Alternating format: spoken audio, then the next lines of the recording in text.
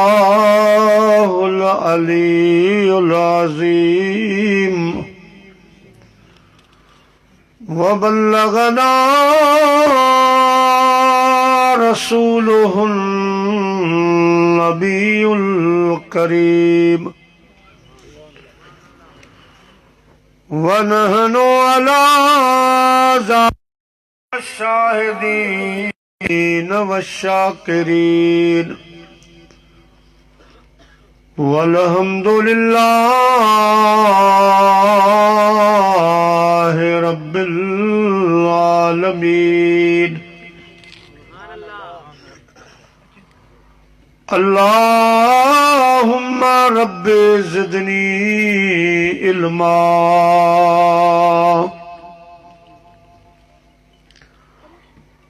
अरबी अरशन मथे वयो मेहमान रब जो थियो,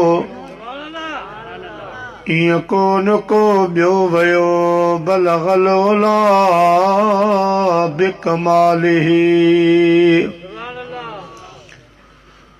दिल जी दुआ मंजूर थी, दुनिया ता ज़ुल्मत दूर थी,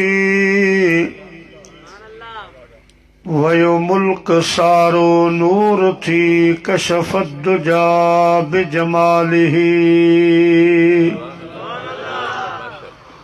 तारीफ़ सुहणी जी बेबयां, कहड़ो कंदी आजिज़ ज़ुबां, जंहिंजो मौला आहे मदह ख़्वान, हसनत जमीउ ख़िसालिही। इदरीस जी सबख़े सदा, आ दस्त बस्ता इल्तजा, मोमिन पढ़ो सुबह मसा, सल्लु अलैहि व आलिही। अल्लाहुम्मा सल्लि व सल्लिम व बारिक अला सय्यदना व मौलाना व शफीअना मुहम्मद व आलिही व अस्हाबिही अजमईन। सुभान अल्लाह। हम्द ऐं सलात खां बाद काबिल तकरीम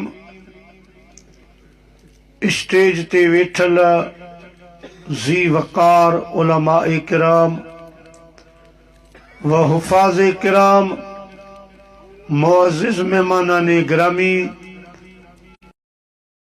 बुजुर्गो, दोस्तो, भाइरो,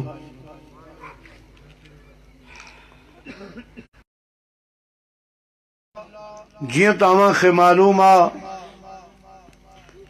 असांजे प्यारे भाउ मोहतरम जनाब अब्दुल अज़ीज़ शेख साहब पंहिंजे फर्जंद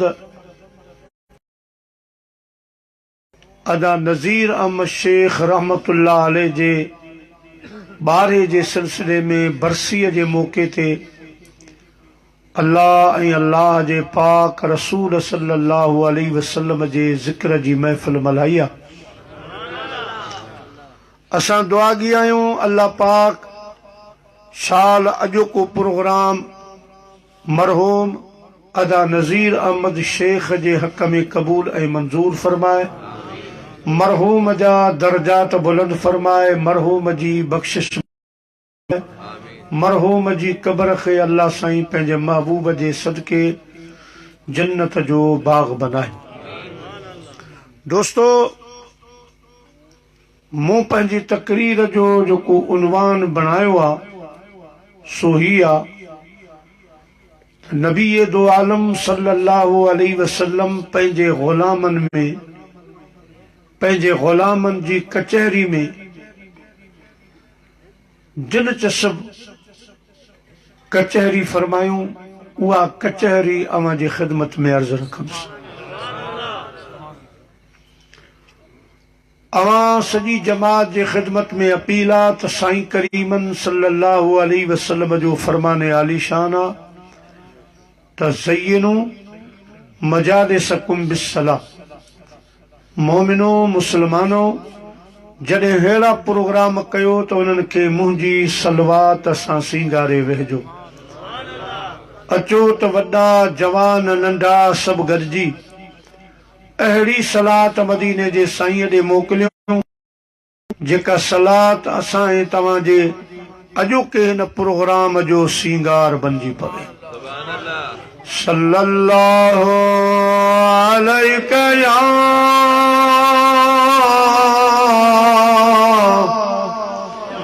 रसूल अल्लाह वसल्लम अलैका या हबीब अल्लाह। चो सल्लल्लाहु अलैका या रसूल अल्लाह वसल्लम अलैका या हबीब अल्लाह। प्यारा मुसलमान भाइरो, अल्लामा इब्ने हजर अस्कलानी रहमतुल्लाह अलैहि रवायत नकल फरमाई आ।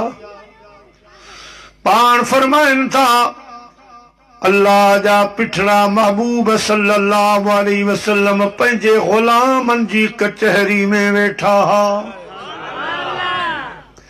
बेटा साहब फरमाइंदो आ जोड़े जोड़ जहान जी पाण कयां परवार हादी हामी हाशमी सरदारे सरदार सुए सहाबन सथ में मंझ मस्जिद मणियादार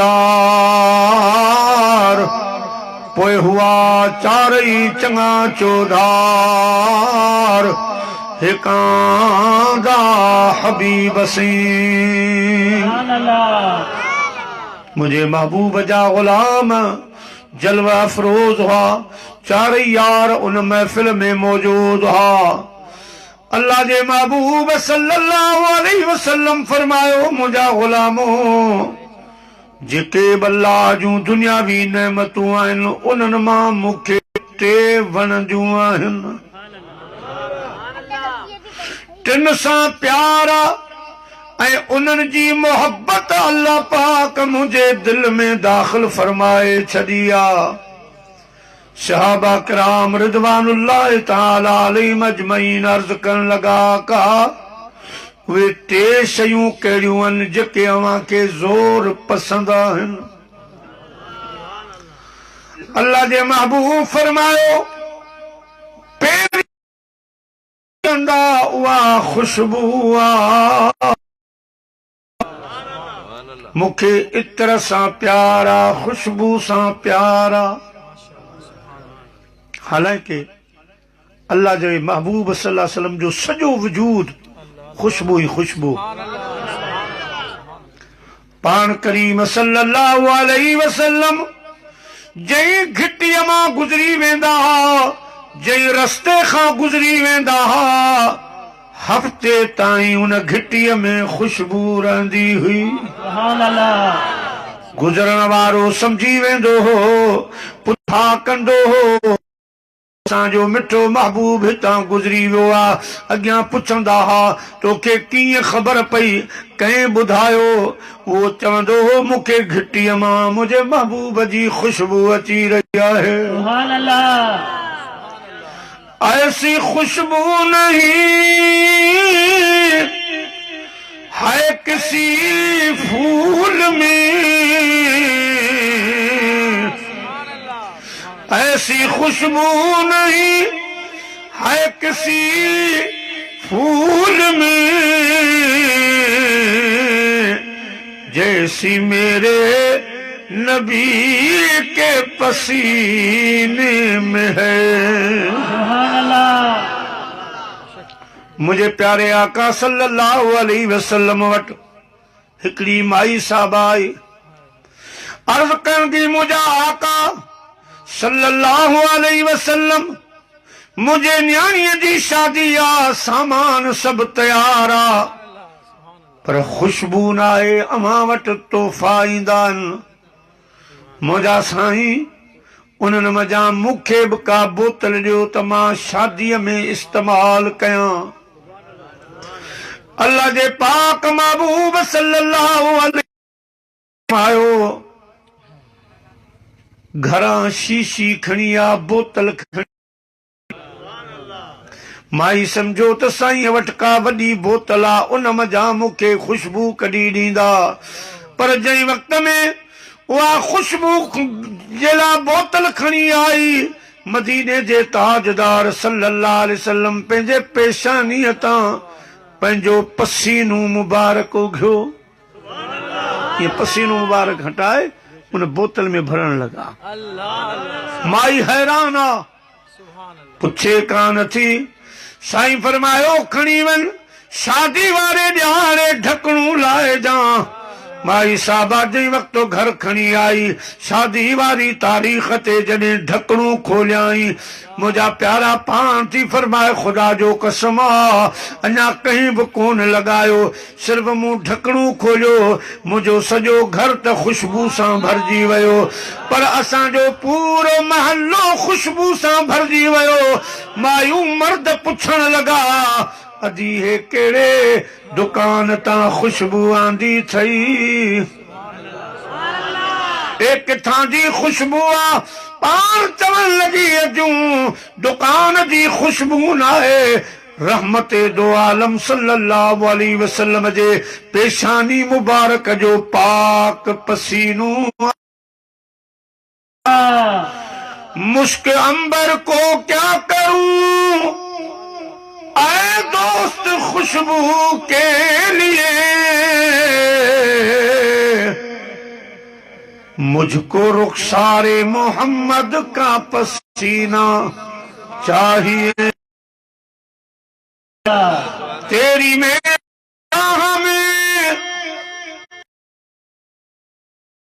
इतना फर्क है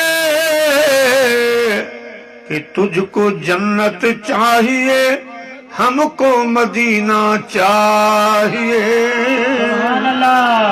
सल्लल्लाहु अलैहि या रसूल अल्लाह वसल्लम अलैका या हबीब अल्लाह सल्लल्लाहु अलैका या रसूल अल्लाह वसल्लम अलैका या हबीब। प्यारा मुसलमान भाइरो अल्लाह जा महबूब फरमाइनि था दुनिया जी नेमतुनि मां मूंखे खुशबू वणंदी आ खुशबू सां मूंखे प्यार आ अवां बि खुशबू लॻाईंदा कयो अल्हम्दुलिल्लाह क़िबला साईं लाइक़ तज़ीम मुजाहिद अहले सुन्नत अमीर अहले सुन्नत दामत बरकात मुलाहिया जीअं असांजे मुल्क में मीलाद खे 4 चंड लॻाया ईअं खुशबू में बि साईं सुभान अल्लाह घटि न कई पाण वो कारोबार करे मुंहिंजे महबूब जी पसंदीदा शेख आम मुसलमाननि जे लाइ आम कयो ऐं मूं ॾिठो आहे त जेतिरो साईं वारा सस्तो अतर था खपाइनि एतिरो किथे बि कोन मिले ऐं पंहिंजो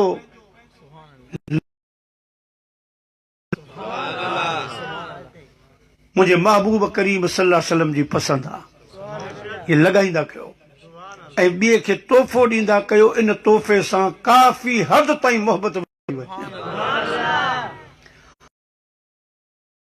साईं ॿी शइ कहिड़ी पसंद आ अल्लाह जे महबूब सल्लल्लाहु अलैहि वसल्लम फरमायो ॿिए नंबर ते नमाज़ वणंदी आ मूंखे नमाज सां प्यार आ नमाज सां मोहब्बत आ नमाज मुंहिंजे अखियुनि जी थदकार आ अस्सलातु मेराजुल मुमिनीन नमाज मुंहिंजे उम्मत जे मोमिननि जो मेराज आ सिर्फ दावा न अम्मा आयशा सिद्दीक़ा रज़ियल्लाहु ताला अन्हा थी फरमाए अल्लाह जा महबूब फराइज छॾे सारी सारी रात अल्लाह जी बारगाह में नफल अदा कंदा एतिरे क़दर जो पेरनि मुबारकनि खे सुजन अची वई मां राणा अल्लाह जा पैगंबर ऐं मासूम आयो, सारी रात जागो था, सारी रात नमाज पढ़ो था, मुखे जवाब ॾिनो मोमिनन जी मां अफला शकूरा, शुक्रगुजार बानू न थिया जो रब मूं यतीम खे नबियन जो इमाम बनायो आ।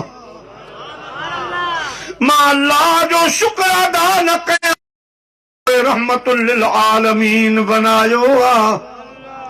मां अल्लाह जो शुक्र अदा न कया जंहिं हिक यतीम खे पंहिंजो महबूब बनायो आ। सारी रात नफल पढ़ंदा हा, इबादत कंदा हा, मुंहिंजा अल्लाह जा महबूब फरमाइनि था ॿिए नंबर ते नमाज सां प्यारा।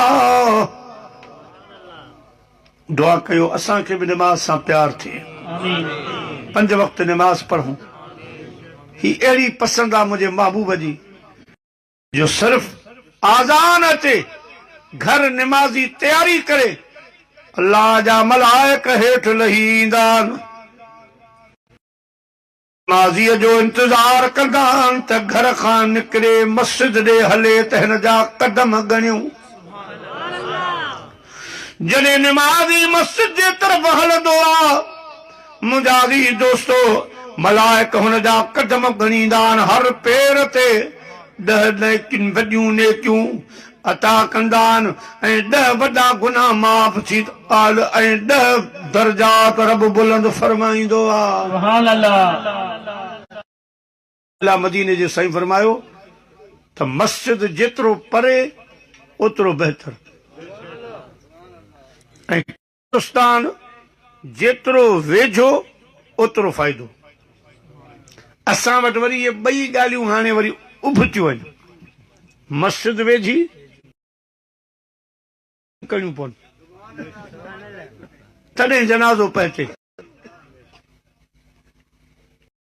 मस्जिद आहे, ख़ैर आहे, को ऐब कोन्हे, गुनाह कोन्हे, पंहिंजो वेझड़े में, पर परे इन जे लाइ करे साईं फरमायो इन में राज़ हो त नेकियूं वधनि। असां वटि त हाणे हाजी सगोरा उमिरे वारा बि भले 2 पैसा पर चवंदा आहिनि त होटल हुजे, मस्जिद खे वेझी हुजे। साईं फरमायो परे हुजे त फ़ाइदो थिए, हुते त अञा घणो फ़ाइदो, हुते त माण्हू जेतिरो परे ओतिरो ज्यादा फ़ाइदो। ऐं कब्रिस्तान वेझो हुजे मतिलब जॾहिं बि माण्हू जी कब्रिस्तान ते नज़र पवंदी या त दुआ घुरंदो, कुल पढ़ंदो या वरी मौत खे यादि कंदो, उन सां नफ़्स मरंदो, रोज़ ॾिसंदो त यार आउं बि हिन कब्रिस्तान में ईंदुसि। फ़ख्र नाज़ एॾो बुलबुल करण कार नाहे, ही वण गुलाबी कंहिंसां वफ़ादार नाहे। हितां पर हज़ारे उॾाणा हलिया विया, छॾे तोखे तुंहिंजा बाणा हलिया विया। हितां पर हज़ारे उॾाणा हलिया विया, छॾे तोखे तुंहिंजा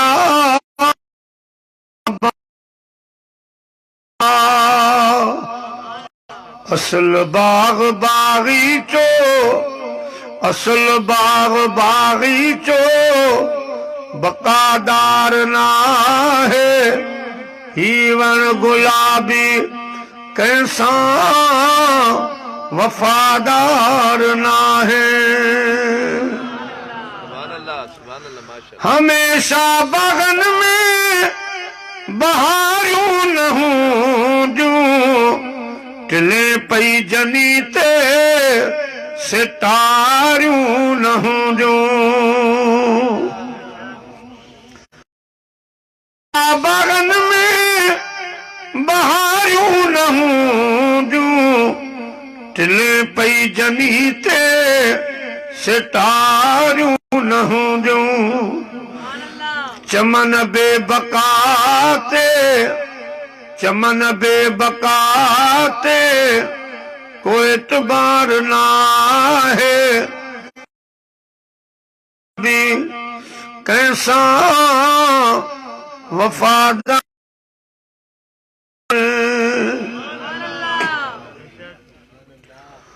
वल रही हिते उते तू अकेली अग्यां सुञ हूंदी नसरती गुलाम नबी को कैसा गम ख्वार ना है हीवर गुलाबी कैसा वफादार कब्रिस्तान वेझो हूंदो तो रोज सुबुह शाम कब्रिस्तान जी ज़ियारत कंदो मौत यादि ईंदो या उन्हनि जे लाइ दुआ घुरंदो कुल पढ़ंदो ऐं उन सां नफ़्स मरंदो क़ब्र यादि ईंदी क़ब्र जे लाइ तयारी कंदी इन कब्रिस्तान जेतिरो वेझो ओतिरो फ़ाइदो ख़ौफ़े ख़ुदा यादि ईंदो मौत जी यादगिरी ईंदी ॿियो न मौत खे कब्रिस्तान खे ॾिसी तयारी कंदो यादगिरो त रहंदो त मूंखे बि सुभाणे हिते अचिणो आहे जनी प्यार ॾेई जनी प्यार ॾेई कयो जान पाले कयो से हलिया विया हिन कब्रिस्तान जे हवाले जनी प्यार ॾेई हाय कॾहिं सिर मुंहिंजे ते न कख थे सठाऊं कॾहिं सिर मुंहिंजे ते न कख थे सठाऊं मगर अॼु तलाशो मिटियूं ॾेई लचाऊं वॾी महिरबानी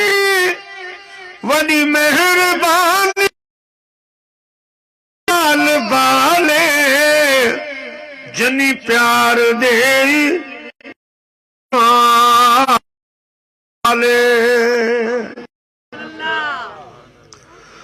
जनाज़े में आया भरे पेर पांदी सदा जन सिंगारो बन्या से कांधी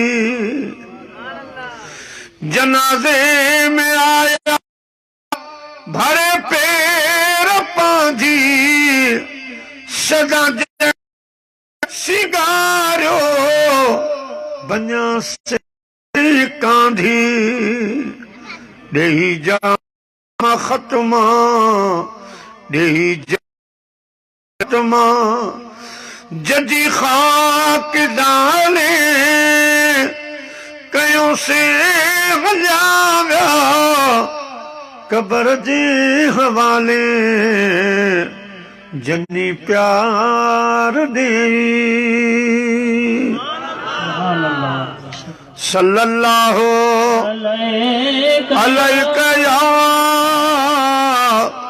या रसूल अल्लाह वसल्लम अलैका या हबीब अल्लाह सल्लल्लाहु अलैका या रसूल अल्लाह वसल्लम अलैका या हबीब अल्लाह अदा घणियूं थियूं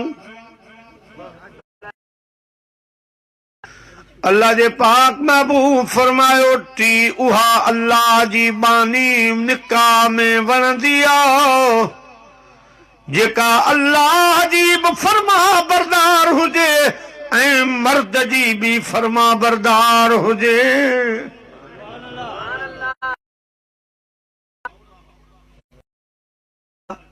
अल्लाह साईं जी बि फरमा बरदार हुजे ऐं मर्द जो बि ख़्याल रखंदड़ इज़त कंदड़ हुजे अहिड़ी कुंवार पंहिंजे निकाह में वणे थी अल्हम्दुलिल्लाह मुझे सोने महबूब जा सबई हरम, का फरमाइश न, को जिद को झेड़ो न, जेड़ो हाल हो उन हाल ते सब्र करण वारियूं हुयूं, मुझे महबूब जी रज़ा सां हलण वारियूं हुयूं, अल्लाह जूं भलारियूं बानियूं हुयूं। फरमायो जई घर में ज़ाल मुड़स में मोहब्बत आ, वो घर जन्नत जो घर आ। जई घर में ज़ाल मुड़स जो झेड़ो आ, वो घर जहन्नम जो घर आ। अल्लाह सही शाल झेड़े झगड़े खां महफूज़ फरमाए। जेकॾहिं ज़ाल मुड़स में थोरी घणी ॻाल्हि थी बि वञे थी त हिकिड़ो पासो मिड़ी थधो थी वेंदो त ॿियो पासो ऑटोमेटिक थधो थी वेंदो। ॿिन्ही पासे गरमाइश हूंदी त कमु ख़राब थींदो। ऐं यादि रखो मुंहिंजे आका फरमायो जेकॾहिं ॿिन में नाराज़गी थी, ॿ मुस्लमान या घरवारी घरवारो नाराज़ थियनि, मुंहिंजे आका फरमायो उन्हनि मज़ा जेको अॻ में परचा कंदो ठा कंदो अल्लाह पाक उन जी उम्र में 30 साल वधाए छॾींदो। 30 साल जो इज़ाफ़ो थी वेंदो। रहमत बरकत जुदा। ऐं जेको पहल करे अॻ में राज़ीनामो कंदो सो अॻ में अल्लाह जे बहिश्त में दाख़िल थींदो। लड़ाई नफ़रत झेड़े झगड़े खां पाण खे बचायो। बीठा आहियो तव्हांखे गुस्सो अची वियो, कावड़ अची वई त वेही रहो, वेठे में कावड़ आई त बीह रहो। ॿिन्ही सूरतुनि में कावड़ नथी लहे त पोइ वुज़ू कयो। वुज़ू करण सां गुस्सो कावड़ ख़तम थी वेंदी। पोइ बि जेकॾहिं तव्हांजो गुस्सो नफ़ल पढ़ो। अल्लाह जे महबूब फरमायो उहा कुंवार उहा घरवारी पंहिंजे निकाह में वणे थी जेका अल्लाह जी बि फर्मा बरदार हुजे ऐं मर्द जी बि फर्मा बरदार हुजे। घणियूं चूं अल्लाह साईं जा महबूब वेही रहिया। अमीरुल मोमिनीन ताजदारे सदा यारे गार हजरत अबू बकर सिद्दीक रज़ी अल्लाह ताला अन्हु थी बीठो। अर्ज़ की मुंहिंजा का इत्तफ़ाक़ जियां आंखे 3 शयूं वणंदियूं आहिनि, मां अबू बकर खे बि 3 शयूं वणंदियूं आहिनि। सुभान अल्लाह। पहिरीं शइ हीअ वणंदी आहे चेहरो तो मिठे महबूब जो हुजे, अखियूं अबू बकर सिद्दीक जूं हुजनि, रात ॾींहुं तुंहिंजे दीदार में हुजनि।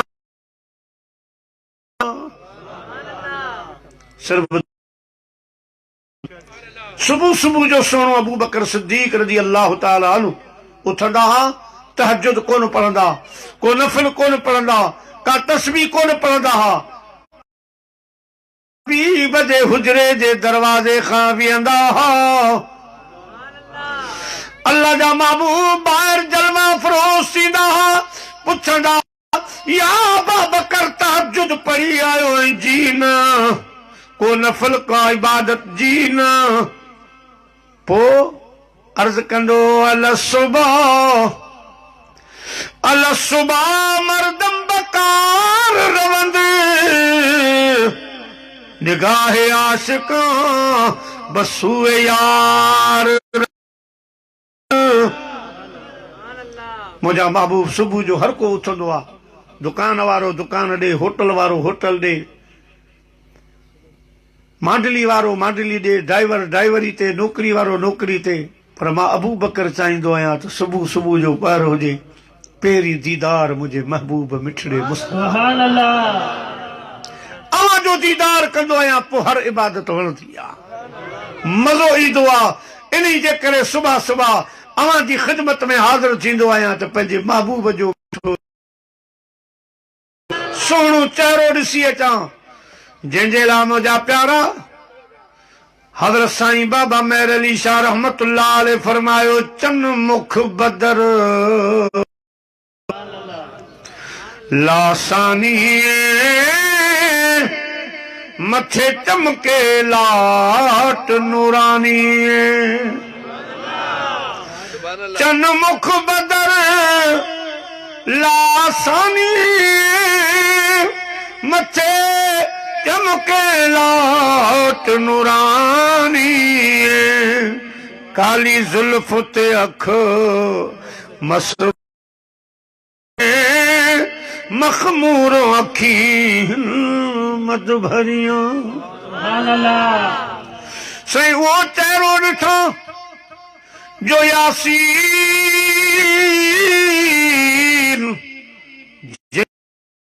सूरत जो रब कसम खयो वदुहा जी चेहरे जो रब कसम खयो वल्लैल इज़ा सजा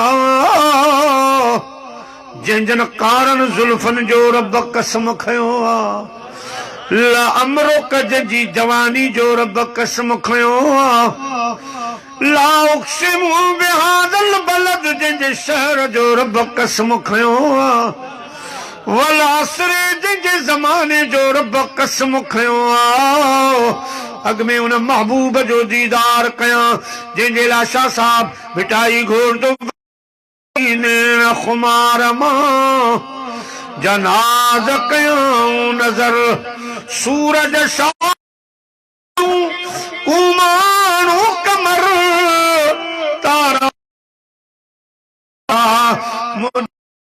दिलबर को झको छोन जोहर मुझे जान बजे त जमाल सी नारे तकबीर नारे रिसालत नारे तहकीक नारे हैदरी नारे मीर उलमाए सुन्नत मौलाना मुफ्ती मोहम्मद आलम जद नईमी साहब प्यारा मुसलमान भाईरो हजरत सैयदना अबू बकर सिद्दीक़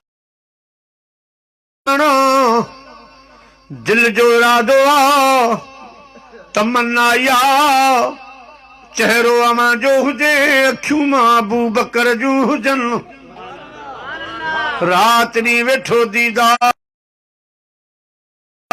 सोने हजरत अबू बकर सिद्दीक़ खे कहीं पुछो सोना जॾहिं गारे सौर में अवां महबूब सां गॾु हो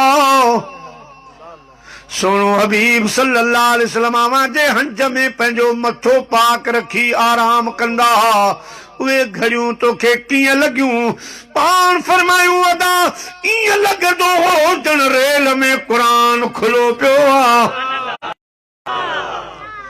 सोना अबू बकर उन्हनि घड़ियुनि मज़ा हिकिड़ी घड़ी ॾींदे फरमायो रब जो कसम आ बिनी जहान जूं दौलतूं को झोलीअ में रख मां गौरे सौर वारी घड़ियुनि मां हिकिड़ी बि न ॾींदुसि सुभान अल्लाह दोस्तो घणियूं थियूं माना हज़रत अबू बकर सिद्दीक़ खां हिकु ठीकु आहे आज वॾो उनवान पर टाइम जे हिसाब सां हजरत सैयदना अबू बकर सिद्दीक़ खे मुझे आका फरमायो बी केड़ी पसंद आ मुझा अबू बकर सुनो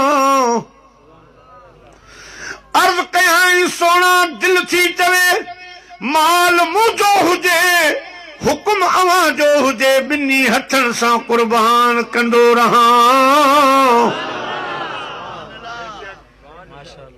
माल मुझो हुजे हुकुम तव्हां जो हुजे बस विरहींदो रहा ॾींदो रहा सिर्फ दावा न अमल ॾिसो हजरत मौला अली शेर खुदा मुश्किल कुशा रज़ियल्लाहु तआला अन्हु फरमाइनि था हिक मौके ते जंग जे मौके ते अल्लाह जे महबूब इमदाद घुरियो त जंग में ज़रूरत आहे अखराजातन इस्लाम जी मदद कयो काफी कुझु आंदो सभई अची विया हजरत अबू बकर सिद्दीक़ देर लाथी आका एॾो ॾांहुं सल्लल्लाहु अलैहि वसल्लम खे ॾिसो किथे आओ अचनि घर ॾिसनि त साईं हज़रत अबू बकर दीवारुनि खे हथ पियो घुमाए साईं ही छा पाण फरमायूं साथियो कपिड़नि सुभण वारी नंढड़ी सुई असां मिट्टी जे दीवार में लॻाए छॾींदा आहियूं उहा किथे लॻाई त हुई पर नज़र कान थी अचे हथ पियो घुमायां मन हथनि में सुई लॻे उहा सुई धागे समेत सामान में खणी वञा मतां लाजो महबूब ॾोरा पोइ ॾे सिद्दीक़ अकबर तो असां खां सुई मिठी उहा सुई बि सामान में जॾहिं सामान लथो त पट भरिजी वियो मदीने जे साईं फरमायो या अबू बकर जी मुंहिंजा महबूब घर बि छॾे आयो आहे सारो सामान खणी आयो आहे सुई धागे समेत बि अर्ज़ कई मुंहिंजा आका घर अल्लाह अल्लाह जो अथम घर अल्लाह अल्लाह जो रसूल छॾे आयो आहियां बाक़ी सुई ताईं सभु सामान खणी आयो आहियां मुझे सोने महबूब फरमायो अबू बकर हे तुंहिंजा थोरा कॾहिं लहंदा मां त नथो लाहे सघां क़यामत जे ॾियारे तुंहिंजा हे थोरा रब लाहींदो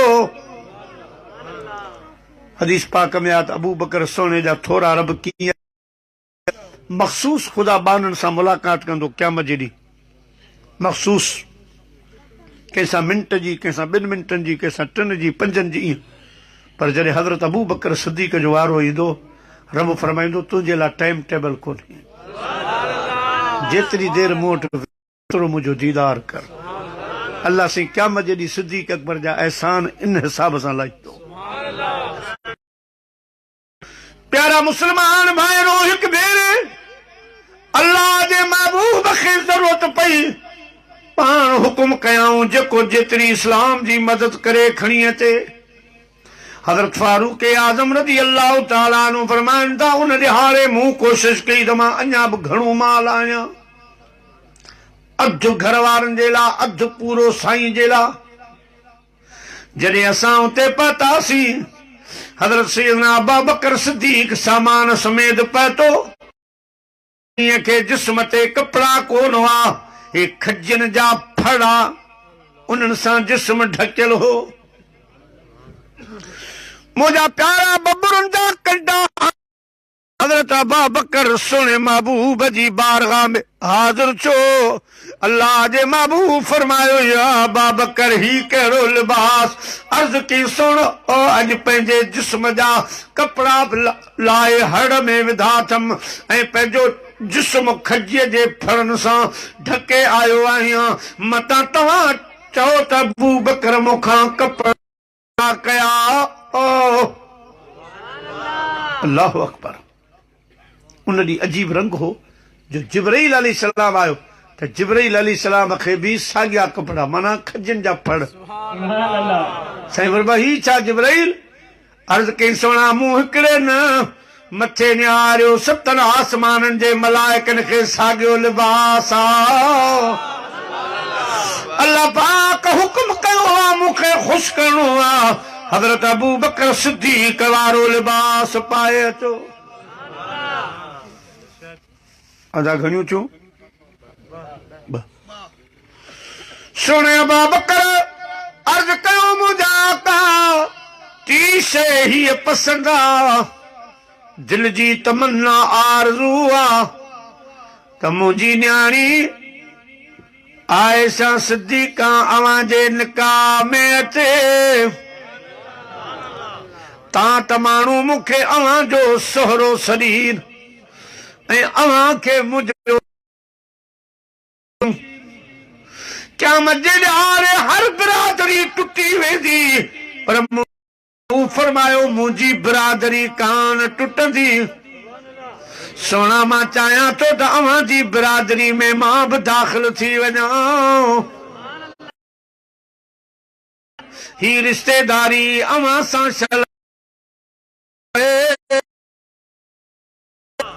अल्लाह से फरमा सिद्दीक़ अकबर जी इहा तमन्ना असां वटि तव्हां संदसि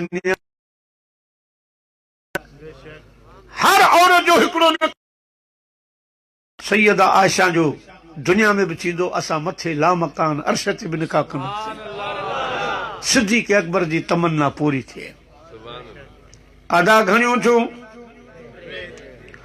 हज़रत अबू बकर सोणो वेही रहियो फारूक आज़म उथी बीठो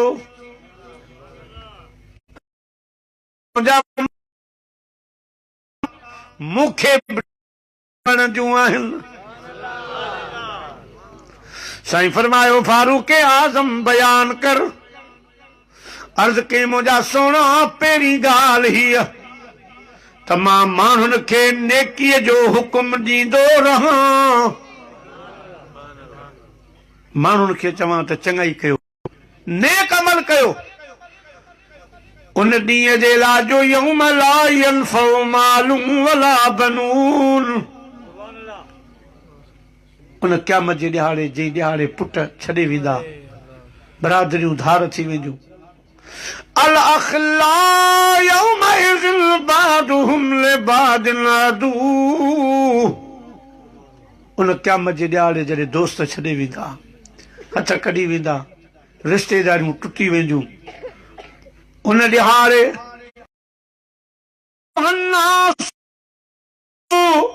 रब्बकुम शैउन अज़ीम यौम तरौनहा तज़हलु कुल्लु मुर्दिअतिन अम्मा अर्दत वतदउ कुल्लु ज़ाति हमलिन हमलहा वतरा الناس सुकारा वमा हुम बिसुकारा वलाकिन अज़ाबुल्लाहि शदीद सितारे टूट जाएंगे ज़मीन पर ज़लज़ला होगा सितारे टूट जाएंगे ज़मीन पर ज़लज़ला होगा तख्त पर होंगे अदालत पर खुदा होगा बेटा साहब तो फरमाता संग पसी सरही न थी मता पिरी पंहिंजो नकल हिन दर मथे दादलियूं रूंजूं रत वञनि हितां ॿारो चन कयलो धे कझूं बंदा बुछड़ायन जो तू हीलो छदहानी न पी हलंदई पाण से न को भाव भाणे सहूं करे सुम्हारी दई लहदम आणे पीड़े कबर पामाल कंदी जीअं वाका करे वात मझां निकिरंदई माणे सब सचूं कने सैयद चवे माण्हुनि खे हुकुम ॾींदो रहां त नेक अमल कनि नेकियूं गॾु कनि जो इन मौक़नि ते इहे नेकियूं कमु थियूं उन क़यामत वारे ॾिहाड़े जे लाइ हिननि खे मां सुजाग कयां ऐं सिर्फ़ु दावा न अॻ में पाण कयूं अम्मा आयशा सिद्दीक़ा रज़ियल्लाहु ताला अन्हा सा मोमिननि जी अम्मा थी फरमाए थी 14 जी रात हुई मां पंहिंजे आका सां गॾु हुयसि अर्ज़ कयमि मुंहिंजा जानब अवां जी उम्मत में अहिड़ो को ग़ुलाम आहे जंहिंजूं जेतिरियूं मदीने जे साईं फरमायो न आयशा उमर हो मोमिननि जी मां आयशा मुंहिंजी उम्मत में उमर आहे जंहिंजूं नेकियूं एतिरियूं न जेतिरा आसमान जा सितारा मालूम थियो ग़ैब दान पैगंबर सल्लल्लाहु अलैहि वसल्लम खे उम्मत जे अमलनि जी ख़बर आहे त मुंहिंजे फलाने फलाने उम्मती जा घणा अमल आहिनि केतिरियूं नेकियूं आहिनि वग़ैरह इन्हनि सभिनी खां वाक़ुफ़ु आहे न त हे सितारा केरु गणे पर साईं खे ख़बर हुई त हेतिरा सितारा आहिनि ऐं फारूक आज़म जूं हेतिरियूं नेकियूं अम्मा आयशा सिद्दीका खामोश थी वई, मुंहिंजा महबूब समझी विया। त हज़रत आयशा सिद्दीक़ पंहिंजे बाबे साईं जे लाइ पुछियो, अल्लाह जे महबूब फरमायो, या आयशा तो मुतलकन जनरल सवाल कयो आहे त उमर आहे, पर जेकॾहिं बाबे साईं जे बारे में थी पुछी त मुंहिंजी महबूबा मोमिनन जी मां तुंहिंजे बाबा अबू बकर जी गार वारी नेकी हिकिड़े पासे, उमर जूं सारियूं नेकियूं नारे तकबीर, नारे रिसाला, नारे तहकीक, नारे हैदरी, नारे पीर उलमा। जे बाबा अबू बकर सिद्दीक़ जी गार वारी वफ़ा हिकिड़े पासे, फारूक आज़म जूं सारियूं नेकियूं हिकिड़े पासे। ऐं हज़रत अबू बकर जूं नेकियूं केतिरियूं? साईं करीमन जी बारगाह में सुणो अबू बकर सिद्दीक़ आयो, उन टाइम सुणे बयान पे फरमा, अल्लाह पाक 360 तूं ख़लक़ियूं आहिनि भलियूं, उन्हनि मज़ा हिकिड़ी बि आदत कंहिं मोमिन में हूंदी, उहो जन्नत ज़रूर ॾिसंदो। आदत सलाम करण जी, जंहिंखे ॾिठई जितां गुज़रियो अस्सलाम वालेकुम वरहमतुल्लाह।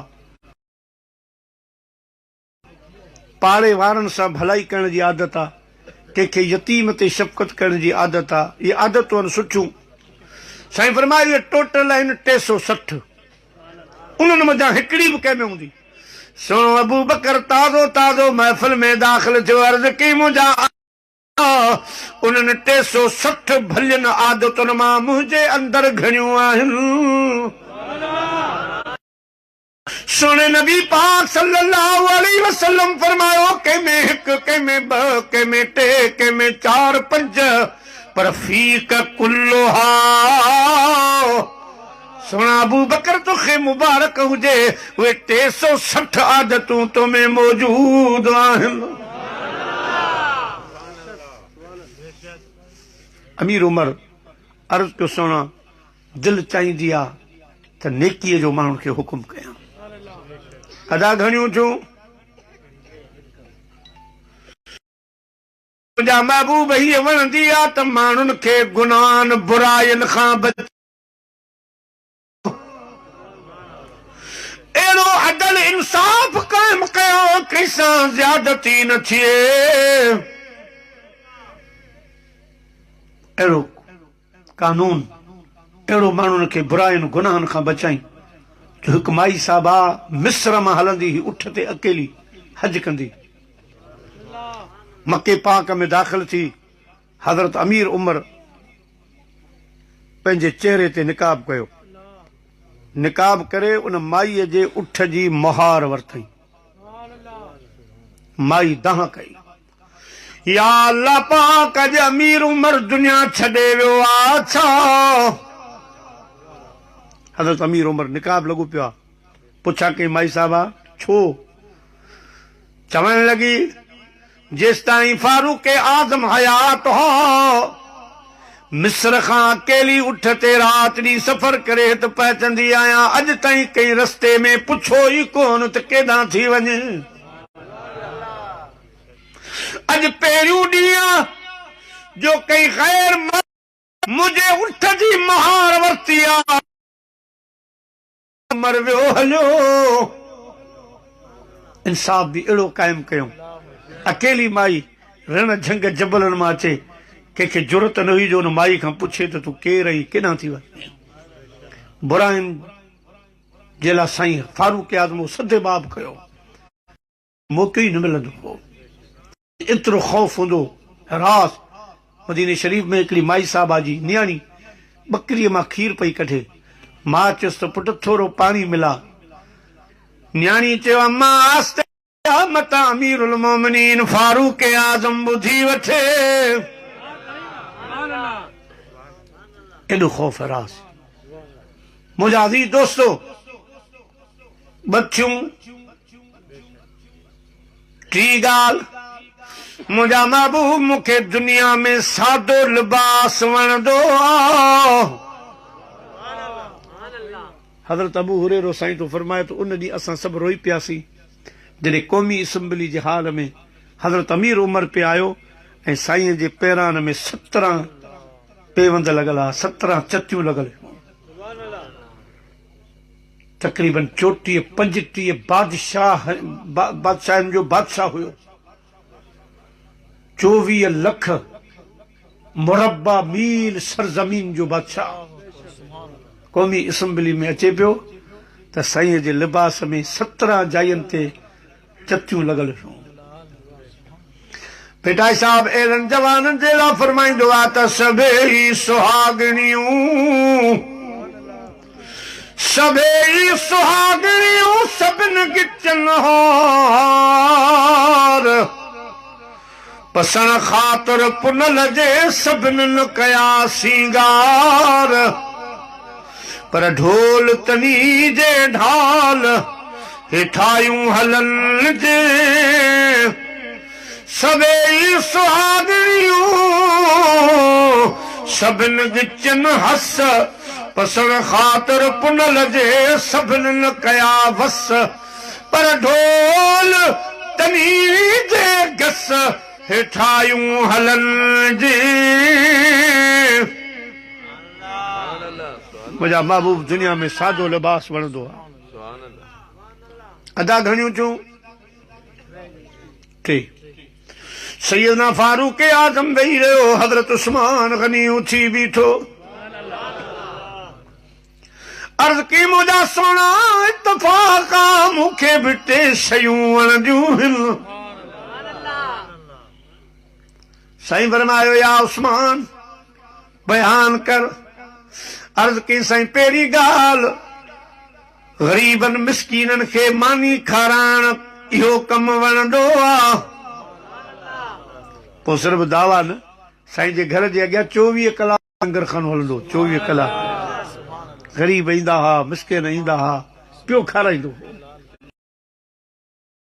साईं दिलि चवंदी आहे ग़रीबनि मिस्कीननि खे मानी खारायां, उन्हनि खे ख़ुशि कयां।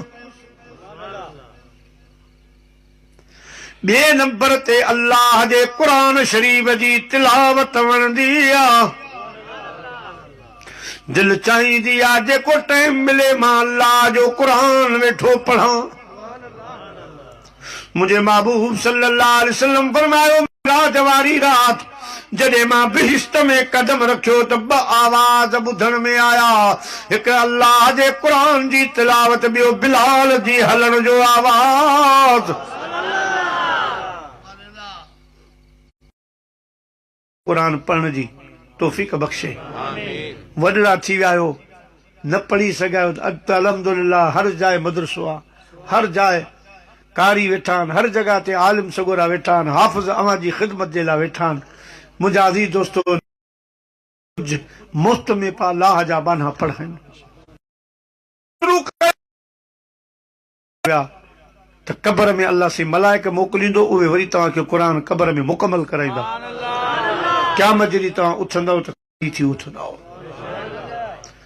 मुंहिंजा अज़ीज़ दोस्तो सैयदना उस्मान गनी जी क़ुरान सां अहिड़ी मोहब्बत आख़िर दम ताईं न हज़रत उस्मान क़ुरान खां जुदा रहियो, न क़ुरान हज़रत उस्मान खां जुदा रहियो। आख़िरी टाइम में मुनाफ़िक़नि मुहासिरो कयो, 40 ॾींहं मुहासिरो हलियो। साईं रोज़ रोज़े में हूंदा हुआ। आख़िरी ॾिहाड़ो हो, दुनिया मां वञण जो ॾिहाड़ो हो।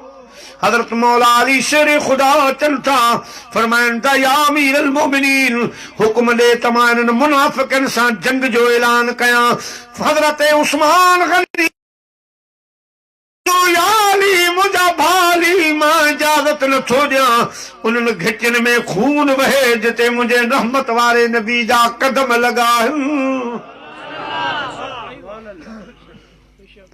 मदीने के खिते खुदा तुझको रखे, मदीने के खिते खुदा तुझको रखे, गरीबों को ठहराने वाले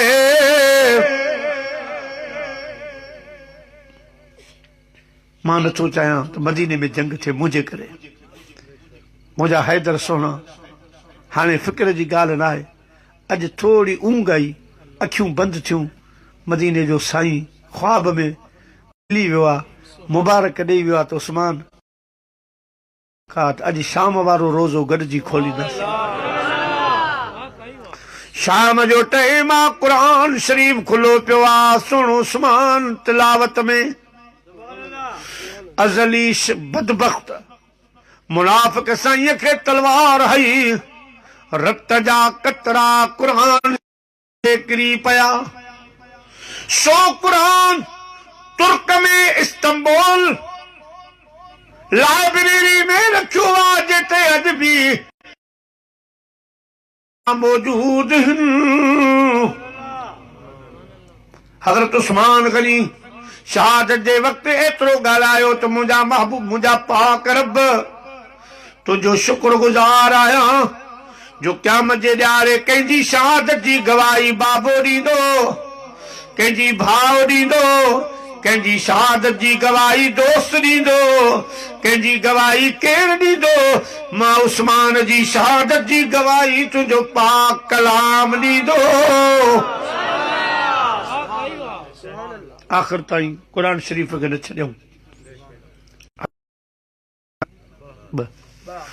मुंहिंजा महबूब टी शइ वणंदी आहे सखावत वेठो कयां मूंखे सखावत वणंदी सखी हबीब वलौ कान फासिका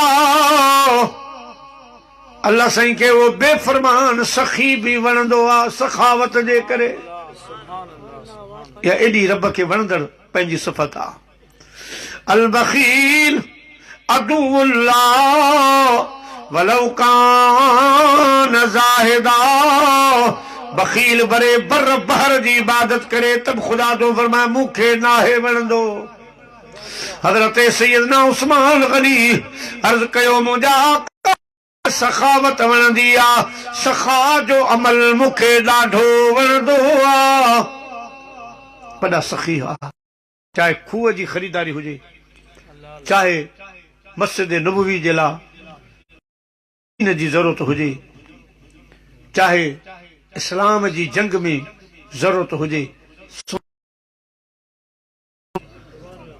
सवें सवें उठ सामान जा भरे मदीने जे साईं खे पेश कंदो हिकु दफ़ो किन रवायतनि में 300 किन में 900 उठनि सामान जा भरे जंगे तबूक करे मौक़े ते जॾहिं मुंहिंजे महबूब खे पेश कयईं त सोने महबूब ही हथ फैलाया ऐं फरमायूं हज़रत उस्मान हली आ भाकुर पाए फरमायूं अॼु खां पोइ कुझु बि न कंदे त बि जन्नत जो ज़ामिन मां रसूल वेठो कुझु बि न कर त बि तोखे जन्नत मिलंदी बेहिस्त मिलंदो अदा घणियूं थियूं हज़रत सैयदना उस्मान गनी वेही रहियो मौला अली मुश्किल कुशा उथी बीठो अर्ज़ कई मुंहिंजा का इत्तफ़ाक़ मूंखे बि 3 शयूं वणंदियूं आहिनि साईं फरमायो बयान कर मौला अली साईं फरमायो मूंखे जून जुलाई जा रोज़ा वणंदा आहिनि जून जुलाई जा रोज़ा समझो था ख़ैर सां बाक़ी 2 महीना रहिया तव्हांखे वरी फरवरी जा वणनि था यानी उन्हारे जा फ़क़ीर वारी ॻाल्हि गर्मी जा रोज़ा मूंखे वणनि था मज़ो रोज़े जो तॾहिं आहे जॾहिं गर्मी हुजे पोइ उन बुख जी बि ख़बर पए थी उन्हनि जो बि क़दुरु अचे थो मुंहिंजा दी दोस्तो बुज़ुर्गो अर्ज़ कई सोना ॿी शइ हीअ पसंदि आहे त महिमान जी ख़िदमत कयां उनखे मानी खारायां मेहमान जी इज़त वणंदी आहे हिकु दफ़ो हज़रत मौला अली शेर खुदा जो रोज़ो आहे घर रोज़ो आहे हिकु महिमान मुसाफ़िर आयो अर्ज़ कई मानी ॾियो मां रोज़ो खोलियां नहीं खारायो साईं वारा रोज़े में मुझे सोने पाक हैदर करार फरमायो मुझे हिस्से जी मानी इमाम हसन खणी वन इनी साहिल के ॾेई आ। बाबा पो तव्हां फरमायो पानी ऐं खजूर जे दाणे ते रोज़ो खोलींदासीं सहरी में रब खाराई। हज़रत इमाम हसन साईं अर्ज़ कयो बाबा मां पंहिंजी बि मानी ॾेई थो छॾियां। हज़रत इमाम हुसैन अलैहि सलाम अर्ज़ कयो बाबा मां बि पंहिंजी मानी ॾियण थो चाहियां। हसनैन करीमैन अवां सखावत जा गुर मूं वटि सिखिया आहिनि मां जे नाने जी झोलीअ में सिखिया आहिनि। मुंहिंजी बि मानी खणियो यानी ही हज़रत फुज़ा अर्ज़ कई मुंहिंजी बि इमाम हसन साईं मानी खणी वञ तांजो हब वारनि खे ख़बर पवे त रसूलुल्लाह जो ख़ानदान अहल बैत सखी आ पर उन्हनि जा ग़ुलाम बि सखी आहिनि। हज़रत मौला अली शेर ख़ुदा फरमायो मूंखे महिमान जी इज़त महिमान खे मानी खाराइण इहो अमल ॾाढो फलंदो आहे। घणियूं थियूं अर्ज़ कई मुंहिंजा सोना मां अलीअ खे टी शइ वणंदी आहे त मां जिहाद कयां। जिते बि इस्लाम जे ख़िलाफ़ जंग लॻे अॻ में तलवार ऐं झंडो खणी मां मैदान में मूंखे जंग सां प्यार आहे जिहाद सां प्यार आहे। कई जंगनि में पर ख़ैबर वारी जंग तमामु मशहूर आहे जो किला सिला सभु फतह करे इस्लाम के हवाले मुझे सोने हैदर किया। अली नारा लगाता था तो खैबर तोड़ देता था। अली नारा लगाता था तो खैबर तोड़ देता था। हुक्म करता था दरिया को तो रास्ता तू अली से लड़ सके तेरा गलत अंदाज है। तू कुफर की बदी है मेरा अली इस्लाम बाज है। नारे तकबीर नारे रिसालत नारे तहकीक नारे हैदरी नारे पीर उलमाए सुन्नत। अपना तो ईमान अली है दुनिया माने न माने अपना तो ईमान अली है।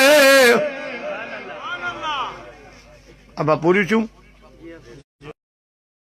वेही रहो जिब्राइल परवाज करे आयो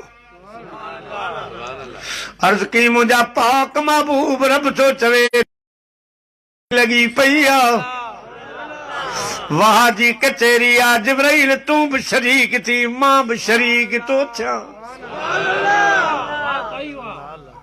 जिब्राइल अलैहिस्सलाम अर्ज़ तो करे आका इत्तफाक मूंखे भी टे शयूं वणंदियूं आहिनि। सुने महबूब फरमायो जिब्राइल बयान कर। अर्ज़ की मुंहिंजा साईं दुनिया में जा मां बि हुजां हा जे इंसान हुजां हा त मूंखे हीअ शइ पसंदि आ त जेके माण्हू गुमराह थी विया आहिनि सही रस्तो छॾे विया आहिनि उन्हनि खे वरी सिधे रस्ते ते आणियां। जेके रब करीम खां धार थी विया आहिनि रहमत खां परे थी विया आहिनि उन्हनि खे सम्झाए वरी रस्ते ते आणियां। वरी अल्लाह सां मिलाइण इहो कमु ॾाढो वणंदो आहे। अल्लाह वारनि जो इहो ई कमु आहे। ॾिसो अमीर अहले सुन्नत मददुल आलिया लखुनि खे लॻाए छॾियो आहे। सोने कंबर वारे जवान लखुनि खे लॻाए छॾियो आहे। साईं सॼण साईं लखुनि सां लॻाए छॾियो आहे। दिलबर साईं कहिड़नि पीरनि जा नाला वठां जेके बि ख़ुदा वार आहिनि मुंहिंजो राति ॾींहुं इहो कमु आहे त बाननि खे मेड़े वरी ख़ुदा से वेझो कयो सुभान अल्लाह अल्लाह वारनि खे वेझो कयूं इहा जिब्राइल जी पसंदि आहे सखी सुल्तान मोहम्मद बाहू रहमतुल्लाह अलैहि वटि हिकिड़ो फ़क़ीर आयो सुई खणी आयो ऐं पंहिंजो कैंची साईं ॾिसी वरी ॿिए फ़क़ीर खे ॾिठी त वञ घर खणी वञ तोखे तोहफ़ो मां थो ॾियां ॿियो फ़क़ीर आयो सुई खणी आयो साईं ॾिसी उनखे अखियुनि सां लाथो प्यार सां खीसे में वठूं पहिरियों मुरीद अर्ज़ु करणु लॻो सोणा असांजी क़ीमती कैंची तव्हांखे पसंदि न आई साईं फरमायो कैंची बि पसंदि आहे पर हुनजो अमल पसंदि न आहे कैंची जो कमु धार करणु जुदायूं विझणु ॿिनि कपिड़नि खे जुदा करणु जुदाई कम सां लावारनि जो कोन्हे पर सुई नंढड़ी आहे पर कमु वॾो अथसि जुदाई परे करे लाप मोहब्बत पैदा कंदी आहे जुदाई परे कंदी आहे पाण फरमाइनि था असांजो बि सुईअ वारो कमु आहे असां बि ॾिसूं था जेके अल्लाह जा बाना ख़ुदा खां परे थी विया आहिनि उनखे वेझो करे ॻंढींदा आहियूं सुभान अल्लाह कामिल मुर्शिद ऐसा होवे जहिड़ा वांगुरु सते हू नाल निगाह दे विच साफ़ करे ते सच्ची साबुन न घटे हू कामिल मुर्शिद ऐसा होवे बाहू जड़ा लूलू विच वसे हू सुभान अल्लाह अल्फ अल्लाह बेदी बूटी मन मेरे विच मुर्शिद लाई हू नफी असबात दा पानी मिलिया हर रगे हर जाई हू अंदर बूटी मुस्क जहां फलन ते आई हूँ कामिल मुर्शिद जीवे हजरत बाहू जय ए बूटी लाई हूँ सुभान अल्लाह जिब्रील अलैहिस्सलाम अर्ज को सोना मुंहिंजी पसंदि आहे त मां जेके अल्लाह खां बाना जुदा थी गॾु करियां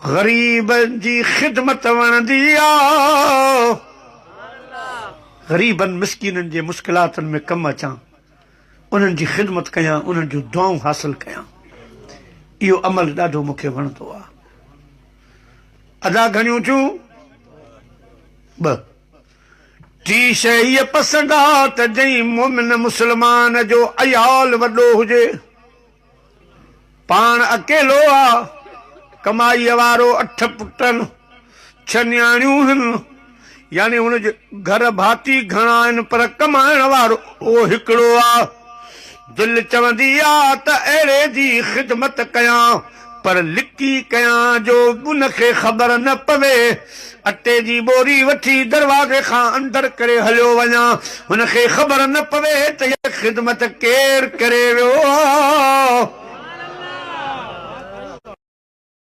अहिड़ी नेकी वणंदी आहे वॾे अयाल सां अदा घणियूं थियूं रब करीम फरमायो जिब्राईल मुंहिंजूं बि 3 पसंदीदा शयूं मुंहिंजे तरफ़ां बयान कर फरमायो मुंहिंजा महबूब मूंखे मुंहिंजे बाननि मंझां जवाननि जी इबादत वणंदी दर जवानी तौबा करदन शेवा ए पैगंबरी वक्त जालिम में शबद परहेज़गार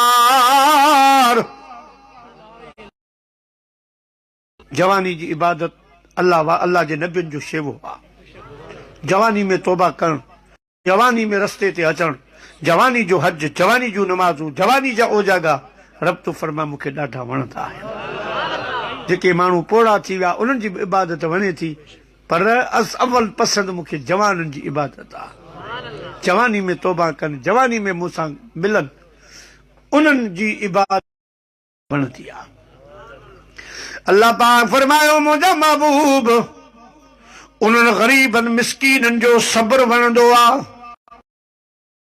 जेके बज़ाहिर ग़रीबन आणीन चाड़ीन पर पंहिंजे इज़त जे हिसाब सां शराफ़त जे हिसाब सां हब जे शहर में हथ कोन फैलाईंदा आहिनि मुंहिंजी ॾिनल गुरबत ते राज़ी हूंदा आहिनि ॾुखियो सुखियो वक़्तु गुज़ारींदा आहिनि कंहिंखे शिकायत कोन ॾींदा आहिनि पंहिंजे हाल जी कंहिंखे ख़बर कोन ॾींदा आहिनि पंहिंजो वक़्तु पिया गुज़ारींदा आहिनि इन्हनि ग़रीबनि जो सभु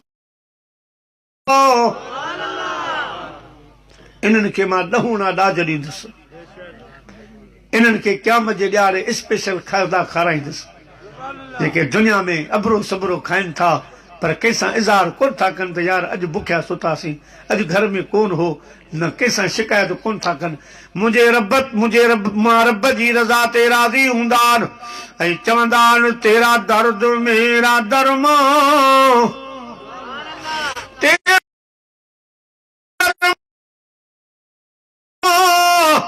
तेरा गम मेरी खुशी है मुझे दर्द देने वाले तेरी बंदा परवरी है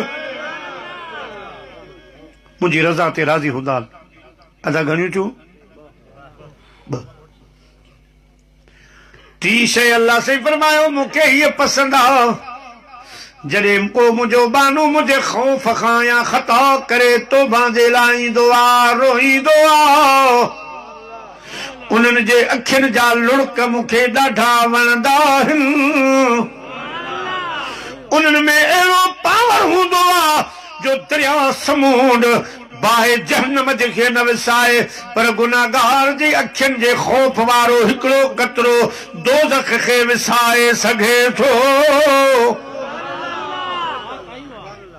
जेके तौबा कंदा आहिनि ख़ौफ़ ख़ुदा में रोईंदा आहिनि उन्हनि जे अखियुनि जो रोअण मूंखे ॾाढो वणंदो आहे अल्लाह से मुंहिंजी अव्हां जी हाज़िरी क़बूल फरमाए रब करीम मरहूम जी क़ब्र खे जन्नत जो बाग़ बनाए मरहूमिन जे लवाहिकिन जेको ख़र्च कयो आहे अल्लाह से उनखे ॿीणियूं टिणियूं बरकतूं अता फरमाए कहिड़ी अच्छा अच्छा तंहिंखे लड़ न लोॾो जंहिंजो अब्दुल कादर पीर तंहिंखे लड़ न लोॾो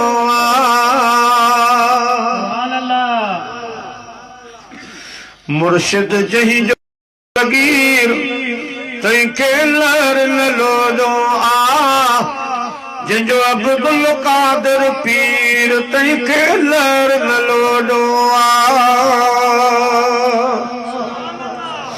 चोरन खे अबदाल बनाए को झांकिन पियो बख्शाए चोरन खे अबदाल बनाए को पियो दजी आओ कीरत खे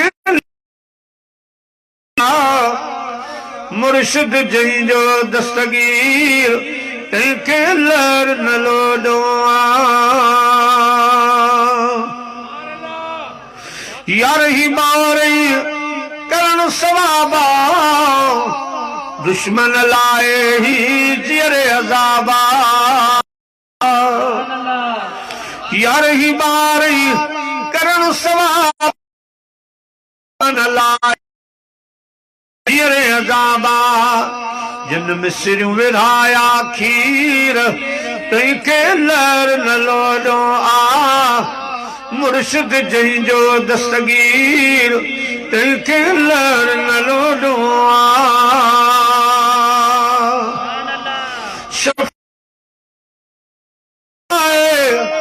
भूरल शल बगदाद घुराए शफी मोहम्मद शाद सदाए भूरल बगदाद घुराए जंहिंजो जीलानी आ पीर तंहिंखे लड़ न लोॾो मुर्शिद जंहिंजो दस्तगीर तंहिंखे लड़ न लोॾो अब्दुल कादर पीर तंहिंखे लड़ न लोॾो मुर्शिद जंहिंजो दस्तगीर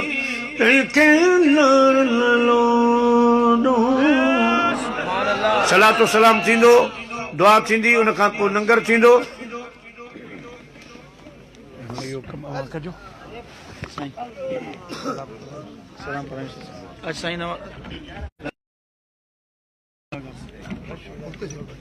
मुस्तफा जाने तेला खो सलाम शम्ए बज़ में हिदायत पेला खो सलाम शम्ए बज़ में हिदायत पेला खो सलाम जे सोहानी घड़ी चमकते जे सोहानी घड़ी चमकते बाका चांद लफरोज़ा खो सलाम जाने रहमत पेला खो सलाम शम्ए बज़ में हिदायत पेला खो सलाम मुझसे खिदमत के खुद सीख रज़ा मुझसे के खुद सीख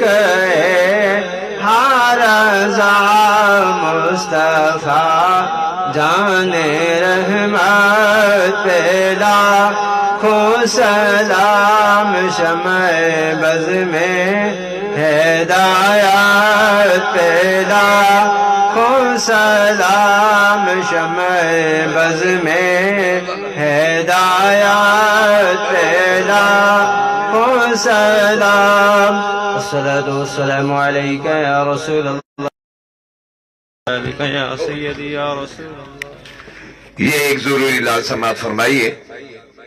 इंशाअल्लाह दावत इस्लामी के आलमी मदनी मरकज में इंशाअल्लाह कल खुसूसी होगा, जिसके लिए कब इंशाअल्लाह बाद नमाज असर जामिया मस्जिद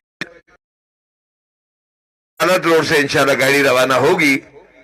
तमाम हजरात से गुजारिश की जाती है कि इस खुसूसी मदनी मुज़ाकरे में शिरकत फरमाकर अपनी आखिरत खजाना इकट्ठा फरमाएं।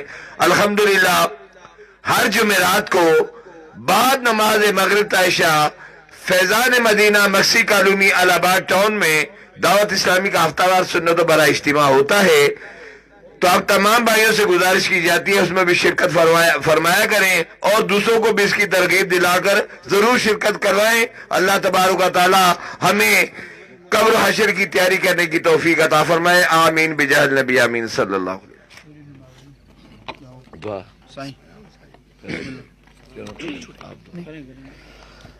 अल्लाहुम्मा सल्ली अला सय्यिदिना व मौलाना मुहम्मद माअदनी जूदी वल करम बिही व बारिक व सल्लिम। अल्लाहुम्मा रब्बना तक़ब्बल मिन्ना इन्नका अंतस समीउल अलीम व तुब अलैना इन्नका अंतत तव्वाबुर रहीम। अल्लाहुम्मा रब्बना ज़लमना अनफुसना व तरहमना लनकूनन्ना मिनल खासिरीन। अल्लाहुल आलमीन मालिक, आज की ये महफिल तिलावत कुरान, महफिल नात, बयान, दुरूद सलाम हमें कबूल व मकबूल फरमा। ए रब्बे करीम इलाहुल आलमीन, इन तमाम का सवाब तेरे महबूब अलैहिस्सलातु वस्सलाम की बारगाह में पेश करते कबूल व मकबूल फरमा। इलाहुल आलमीन मालिक करीम, इन तमाम का सवाब नबी करीम अलैहिस्सलातु वस्सलाम के वसीला जलील साहबा कराम, ताबईन, तबा ताबईन, औलिया उज़्ज़ाम, हजरत आदम अलैहिस्सलाम से लेकर आज तक जितने मोमिन मोमिनात आए कयामत तक आएंगे कबूल फरमा। ए रब्बे करीम इलाहुल आलमीन, इसका सवाब कादरिया, नक्शबंदिया, चिश्तिया, सुरवर्दिया तमाम बुजुर्गान दीन की रूह को पेश करते कबूल और मकबूल फरमा। इलाहुल आलमीन, इसका सवाब इस मजमे में जितने अहबाब मौजूद हैं, ए अल्लाह के कर गए, सबकी रूहों को पेश करते कबूल और मकबूल फरमा। इलाहुल आलमीन मालिक करीम, इसका सवाब इलाहुल आलमीन नजीर अहमद शेख की रूह को पेश करते कबूल और मकबूल फरमा। ए अल्लाह मरहूम की बख्शिश और मगफरत फरमा। ए अल्लाह उनके दर्जात को बुलंद फरमा। ए अल्लाह उनकी कब्र को रोशन फरमा। ए अल्लाह उनकी कब्र को जन्नत के बागों में से एक बाग बना, जन्नती कफन से तब्दील फरमा। ए अल्लाह मरहूम को कब्र में दीदार मुस्तफ़ा अता फरमा, हशर में शफाअत मुस्तफ़ा अता फरमा, जन्नत में पड़ोस मुस्तफ़ा अता फरमा। ए रब्बे करीम, मरहूम ने अपनी जिंदगी में जो नेकिया की कबूल और मकबूल फरमा, उनको बेहतरीन अजर नसीब फरमा। ए रब्बे करीम इलाहुल आलमीन, हमारे अब्दुल अजीज शेख या रब्बल आलमीन फरमा, गुलाम फरीद शेख की मगफरत फरमा, आरिफ शेख की मगफरत फरमा, यार मोहम्मद शेख की मगफरत फरमा, मोहम्मद हाशिम शेख और याकूब शेख और अब्दुल रहीम शेख और याहिया शेख की मगफरत फरमा। या रब्बल आलमीन इलाहुल आलमीन, अब्दुल्ला शेख की मगफरत फरमा। इलाहुल आलमीन मालिक करीम इलाहुल आलमीन, इस मरहूमैन है सबकी बख्शिश और मगफरत फरमा। महबूब रोदेनी की मगफरत फरमा। ए रब्बे करीम इलाही, पूरी उम्मत की बख्शिश और मगफरत फरमा। ए रब्बे करीम इलाही, हम सबके गुनाहों को माफ फरमा। ए अल्लाह हमारी खताओं को माफ फरमा। हमें नेक आमाल की तौफीक अता फरमा, जो गुनाह किए हमें माफ फरमा, हमारी गलतियों को माफ। उलमा मशाइख अहले सुन्नत का अदब अता फरमा।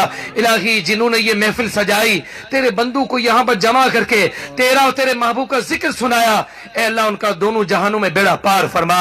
हमारे मुनीर भाई ने इलाहुल आलमीन ये महफिल सजाई, इनके घर को शादो आबाद फरमा, इनके अहलो अयाल को शादो आबाद फरमा, इनके वालिदैन को शादो आबाद फरमा। इलाहुल आलमीन या रहमान रहीमीन, तमाम बीमारों को सेहत नसीब फरमा।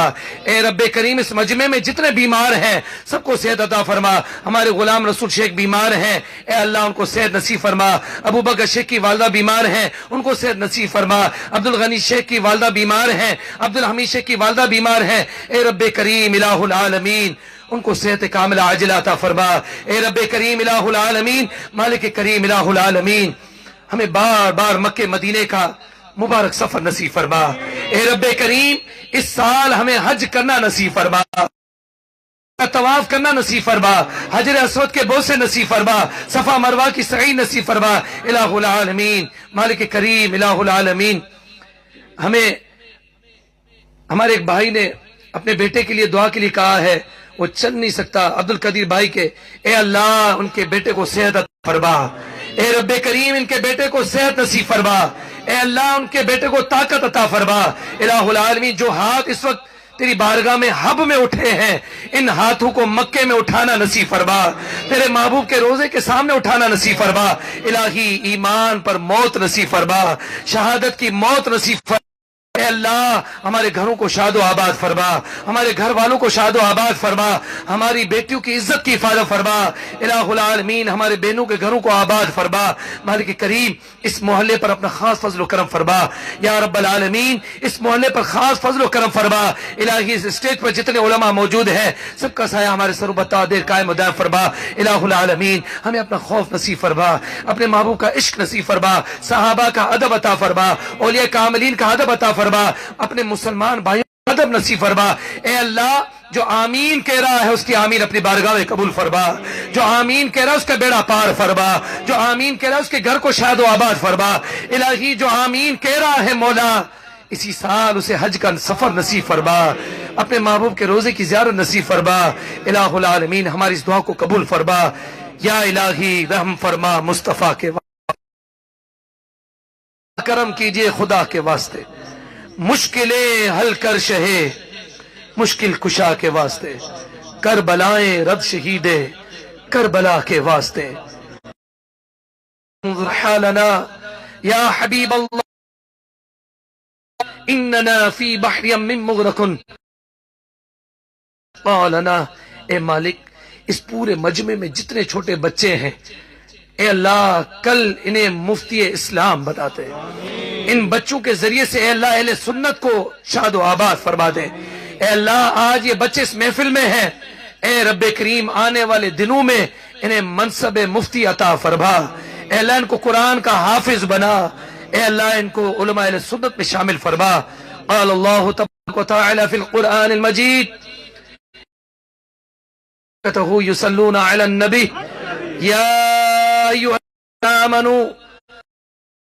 वसल्लिमू तस्लीमा अल्लाहुम्मा सल्लि अला सय्यिदिना व मौलाना मुहम्मद मअदनी जूदी वल करम व आलिहि व सहबिहि व बारिक व सल्लिम सुब्हान रब्बिका रब्बिल इज्जति अम्मा यसिफून व सलामुन अलल मुरसलीन वल्हम्दुलिल्लाहि रब्बिल आलमीन बिहक़्क़ि ला इलाहा इल्लल्लाह मुहम्मदुर रसूलुल्लाह सल्लल्लाहु अलैहि वसल्लम।